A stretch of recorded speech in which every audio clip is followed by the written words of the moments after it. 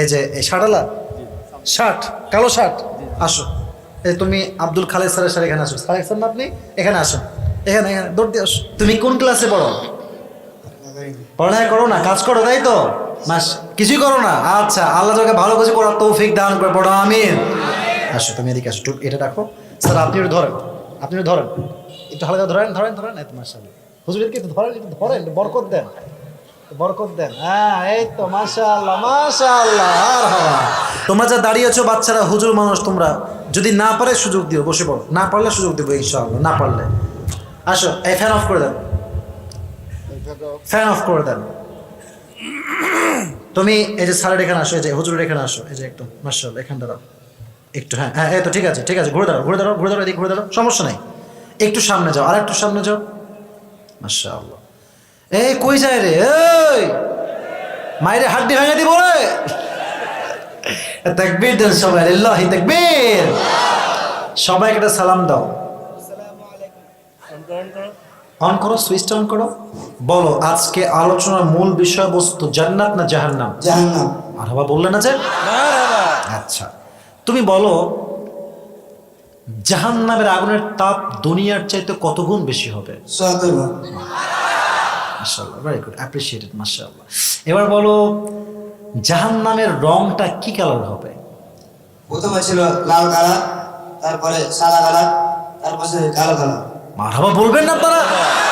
আচ্ছা এটাকে কত বছর জ্বালানো হয়েছে? ১০০০ বছর করে, ৩০০০ বছর। মারহাবা বলেন। ব্রিলিয়ান্ট ব্রিলিয়ান্ট গায়, মাশাআল্লাহ, বুদ্ধি আছে, হ্যাঁ পারবে। এবার আসো ২ নাম্বার বিষয়। আচ্ছা বলো তো, আবু বকর রাদিয়াল্লাহু তাআলা আনহুর মাঝে জাহান্নামের ভয় যে ছিল, এই হাদিসটা একটু সংক্ষেপে বলো। আবু বকর রাদিয়াল্লাহু আনহু তার বেতন কমিয়ে নিয়েছিলেন। কেন কমাইছেন? সে তো বাড়িতে পারতেন। হ্যাঁ। হ্যাঁ থামেন না, আমি বলবো, বলবে বলবে, থামেন। তার স্ত্রী, তিনি কয়েক মাসের জন্য বাইরে গিয়েছিলেন। তার স্ত্রী বেতনের মধ্যে থেকে কিছু বাঁচে বাঁচে শাড়ি কিনেছিলেন। হ্যাঁ এই শাড়ি দেখে তিনি মনে করলেন যে আমার বেতন বেশি হয়ে গেছে, এই জন্য তিনি বেতন কমিয়ে নিলেন।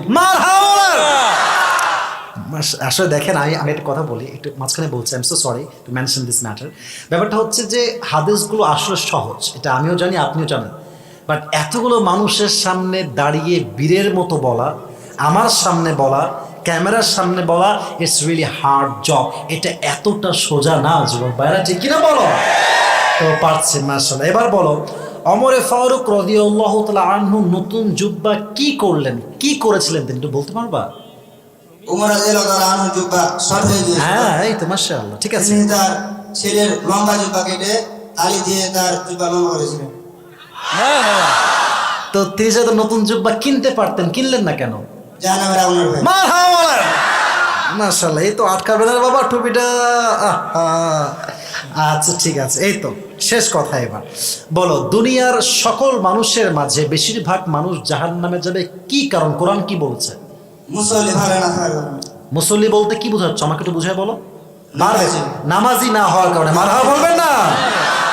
এবার শেষ কথা, দেখা যাক এবার তুমি পারফরমেন্স কেমন করো।